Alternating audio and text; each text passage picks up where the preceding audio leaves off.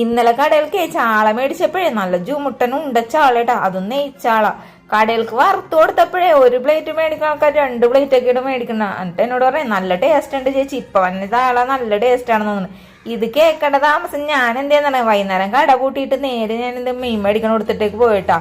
അവിടെ ചെന്നിട്ട് ഞാൻ പറഞ്ഞ ഉണ്ടച്ചാള ഇരിപ്പുണ്ടെങ്കിൽ എനിക്കൊരു 200 രൂപ തന്നേക്കിട്ടാന്ന് പറയാം. അങ്ങനെ അതൊക്കെ മേടിച്ചിട്ട് വെട്ടിക്കറി വെക്കാൻ വേണ്ടിയാണ് നമ്മള്. ഇനി മിക്സിയുടെ ജാറിലേക്കില്ലേ ഒരു കഷ്ണം ഇഞ്ചി ഇട്ട് കൊടുത്തിട്ടുണ്ട്, 2-3 പച്ചമുളക് ഉണ്ട്, ഇത്രത്തോളം ചുമന്നുള്ളി ഇട്ടിട്ടുണ്ടെങ്കിലേ നല്ല ടേസ്റ്റ് ആയിരിക്കും കേട്ടാ. പിന്നെ ഇതേ ഒരു 3-4 കഷ്ണം വെളുത്തുള്ളി ഇട്ടിട്ട് ഇതൊന്ന് ചതച്ചെടുക്കണം. ചട്ടിയിലേക്ക് കുറച്ച് വെളിച്ചെണ്ണ ഒഴിച്ച് എന്നിട്ട് നമ്മൾ ചതച്ച ഉള്ളിലേക്കില്ലേ അതെല്ലാം കൂടി ഇട്ട് കൊടുത്തതിന് ശേഷം ഇതിലേക്ക് കുറച്ച് കറിവേപ്പിലയും കൂടി ഇട്ട് കൊടുത്തിട്ടുണ്ട്. ഇതെല്ലാം കൂടി വഴറ്റണം. ഇനി ഇതേപോലെ ഒന്ന് വഴറ്റി വന്നപ്പോൾ 2 തക്കാളി ഞാൻ നീളത്തിൽ അരിഞ്ഞതും കൂടി ഇട്ട് കൊടുത്തിട്ടുണ്ട് കേട്ടാ.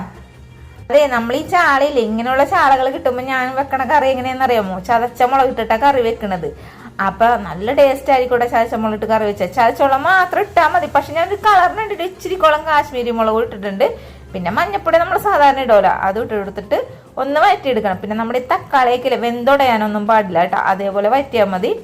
ആവശ്യത്തിനുള്ള വെള്ളവും കൂടി ഒഴിച്ചു കൊടുത്തിട്ടുണ്ട്. ഇനി ആവശ്യത്തിനുള്ള ഉപ്പിടുക, കുറച്ച് പുളി ഇടുക. ഈ ചാറൊക്കെ തിളച്ച് വന്നപ്പോഴേക്കും നമ്മുടെ ചാളക്കുട്ടന്മാരെ അതേ നിരത്തി വെച്ചു കൊടുക്കുന്നുണ്ട്. ഇനി മൂടി വെച്ച് വേവിച്ചെടുക്കാം. വീട്ടിൽ നിന്ന് കാച്ചിൽ വന്നിട്ടുണ്ടെന്ന്, അപ്പൊ കാച്ചിലും ചാളയും കൂടി തട്ടാന്നും പറഞ്ഞിട്ടുണ്ടാ.